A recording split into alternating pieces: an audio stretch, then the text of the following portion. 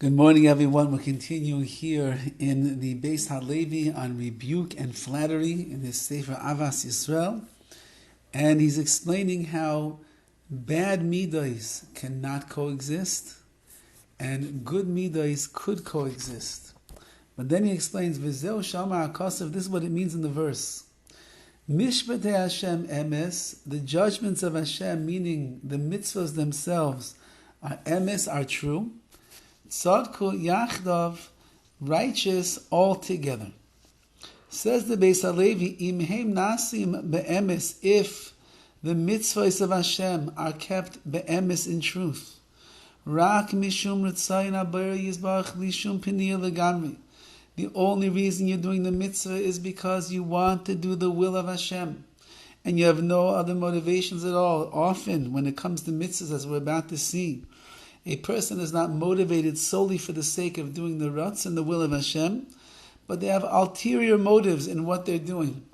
Says the Beis HaLevi, "Degam b'mitzvah yochel liyos." It's possible that even when you're doing a mitzvah, you could be doing it for the wrong intentions. Ukemoi, noisein tzedakah, noisein mishum rakos libo. For example, let's say a person gives tzedakah. What a great mitzvah. Support a poor man. You help him to pay his rent, to put food on the table, put gas in his car, put his kids through school and help pay their tuition. What a gewaldige mitzvah. It's tremendous. However, maybe the reason that you're giving tzedakah is because you have what's called rakos libai. You have a very soft and a sensitive heart. And you cannot handle seeing somebody who is in poverty.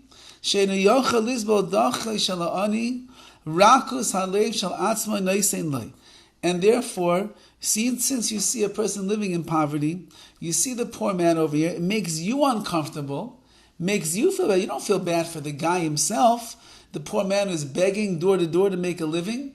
You feel bad for yourself. It hurts you that this person is so poor.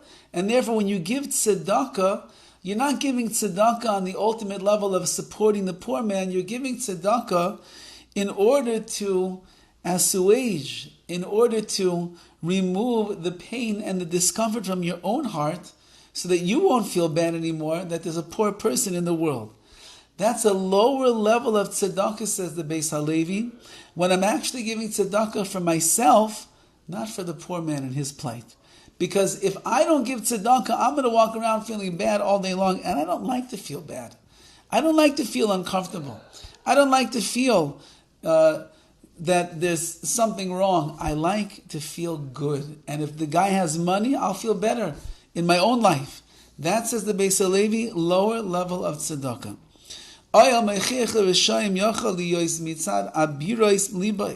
Sometimes you have to give rebuke. You have to give rebuke to a wicked person. Are you doing it because you see that this person is a threat to the ruchnius of Klal Yisrael?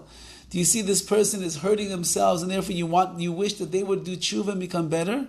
Or are you doing it because of your own arrogance?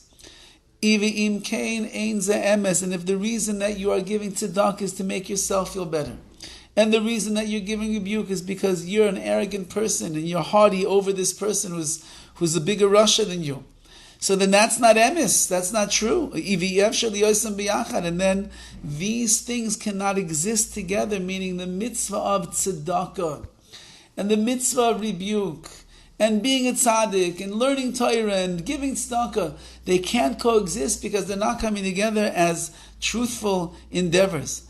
But if they are genuine, they're true, tzadku yachdav, then they are righteous altogether. What does that mean? When you're in a situation where you need to be cruel, and it's a mitzvah to be cruel to that person, you'll rebuke them, you'll push them away, you'll be cruel. It's a mitzvah. When you need to be cruel, you'll be cruel. And when you need to be merciful, you will be merciful. Not because it makes me feel better, not because I'm haughty over this person, but rather because that's the mitzvah that HaKadosh Baruch Hu wants me to do right now. Only in that way, says the Beis HaLevi, can seeming contradictions in one's behavior actually be all in the vein of righteousness because it's emes, it's true, the way in which you are acting. We'll continue tomorrow, Be'ez Hashem. We still have to get to the punchline over here of why the chanifa, why flattery is such a terrible thing. Ad kedei kach, so much so that even the fetuses that are in the womb of their mother, even they are going to rebel against the person of flattery. Stay tuned until tomorrow and maybe even the next day. Be'ez Hashem. All the best.